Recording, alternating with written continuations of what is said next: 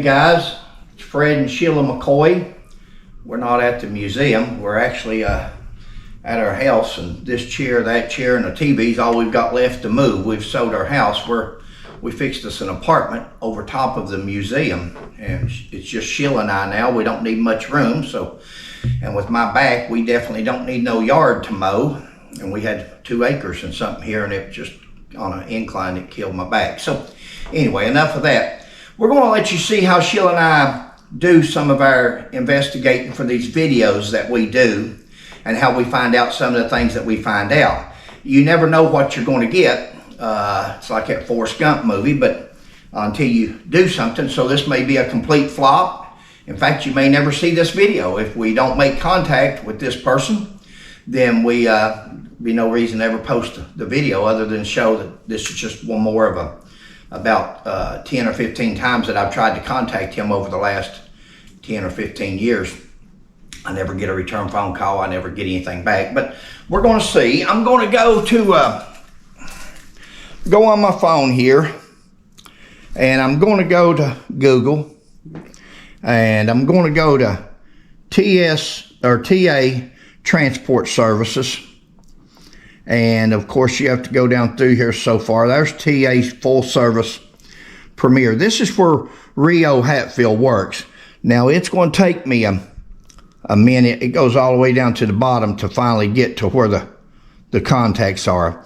But I'm going to contact Reo Hatfield, and I'm going to question him as to his military services in Vietnam. Now, we've done a video. We know that somebody contacted us wanting us to inquire, because one place he says that he was in Seoul, Korea in the Army, a sergeant, and one place he says that he was in the Vietnam War. Could have been both, could have been neither. You never know till you find out. So that's what we're going to do now. And I'm going to hit phone, and I'm going to call this number, and that should go to TA Services, where Reo Hatfield's the vice president or president or something of that company. Thank you for calling TA Services. Please listen carefully as our menu options have changed. To use the dial by name directory, press 9. For accounting, press 1. Press 2 for brokerage. To reach carrier services, press 3. For sales, press 4. Warehouse operations, press 5. Managed transportation, press 6. For LTL consolidation and cross-border, press 7. To reach recruiting, press 8. For any department not listed, please press 0 to reach the operator. Let's go with the operator.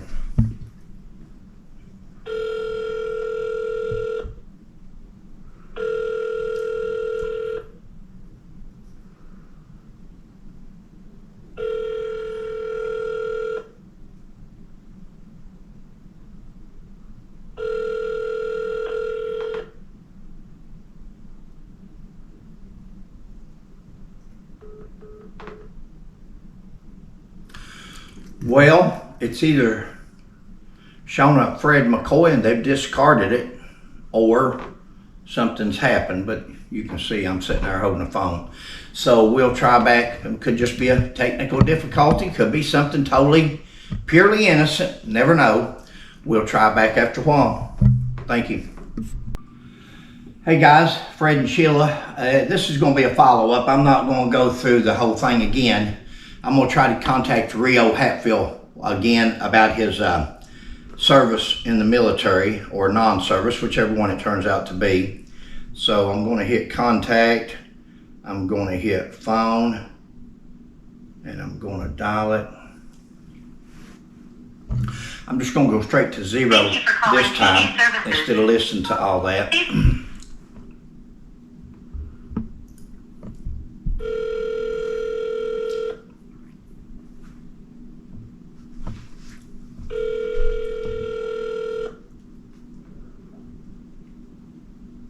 Yes, David. Yeah, David, is Reo in? Reo Hatfield? I'm not. Yeah, he's in a different office. Let me see if I can get you there too. In Hey, one second, okay? appreciate it. Sure.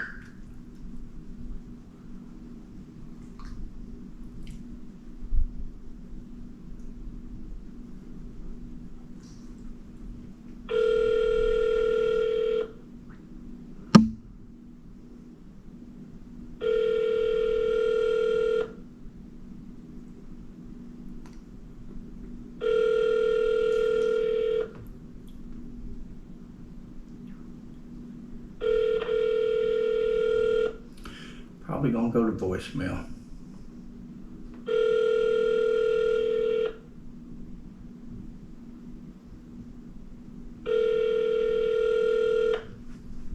No one is available to answer your call at this time. Please leave a message after the tone. When you've finished recording, you may hang up or press 1 for more options. Messages for Reo Hatfield. This is Fred McCoy with the Hatfield-McCoy Museum in Liberty, Kentucky. Reo, we were calling concerning a question that one of our viewers had. And if you'd give us a call back, we'd appreciate it. It's 606-669-0364. Thank you, buddy. Okay, guys, there you have it. I've called several times years ago when he was in Virginia, when Sheila and I done the first book on Hubert Bay McCoy, and especially after his interview with the radio station and so forth like that. He's not yet ever returned one of my messages or one of our calls. So we'll see what happens. We've got the video asking for a DD-214 and so forth like that. Again, because he doesn't return the calls or doesn't answer, doesn't mean that there's anything fishy to it. Of course, as a police officer and knowing his past, as far as the stories that he's told on Hubert Bay, as far as his interviews that he's given, especially to Phoebe Judge and Dean King and Ron McCoy's book, the same story. It makes me leery, of course. I'm suspicious. I'm suspicious as a 40-year police officer. I'm suspicious of a lot of people. A guy one time asked me, he says, why does everything have to be a conspiracy to you? Well, you spend 40 years in law enforcement, and you learn not to trust a lot of people, and you learn to look in different directions and things like that. And sometimes I'm wrong, and sometimes I'm right. You can't put a lot of faith in what people say, especially egotistical people, especially people with narcissist personalities. And if you'll follow Mr. Reo Hatfield and Mr. Ron McCoy, Mr. Bo McCoy, you'll find out that, and Mr. William Keith. William Keith Hatfield. You follow those four people there, and you'll never see such narcissist personalities. That under the dictionary, it should show pictures of those four men. So once again, we're investigating the military service that we have been asked on one of our segments.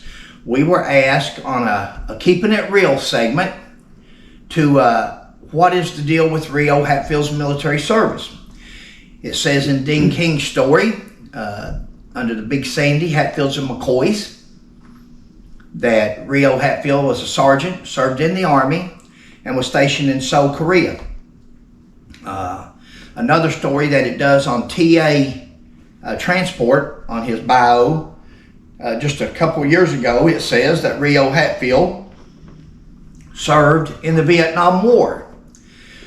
Could be totally innocent. We don't know. Again, we were contacted and we were questioned about the person had seen the story on Hubert Bay McCoy with Reo Hatfield, and I guess he was researching Reo Hatfield, and that's great. That's the way you do things, do people. And when he did, he found out there's two different military, or at least it's not consistent, let's say. Now, he could have been a sergeant in the Army. He could have been stationed in Seoul, Korea. He could have also been transferred from there to Vietnam or from Vietnam to there. He could have done all. Who knows? The question would be, after it was brought to mine and Sheila's attention, is if he did in fact serve in Vietnam, why did Dean King not mention that in his interview? Serving in Vietnam would trump being a sergeant in Seoul, Korea. It would trump it. You know, Vietnam veterans, war veterans, Iraqi, Afghanistan, any war veteran trumps somebody that's merely served in the military. These are our war heroes. It takes a hero to serve in the military and give up a lot of things in life for the low pay and different things just to take care of your country, but it takes an even greater person, even a greater giving personality to go somewhere and fight, actually fight, live or die for your country. And if he did that, he needs to be admired and recognized for his service to our country, contrary to the way I feel about him, about the way he made up the story on Hubert Bay McCoy and has defamed and slandered that part of the McCoy family. I would also recognize his heroism in serving in Vietnam, if that turns out to be the truth.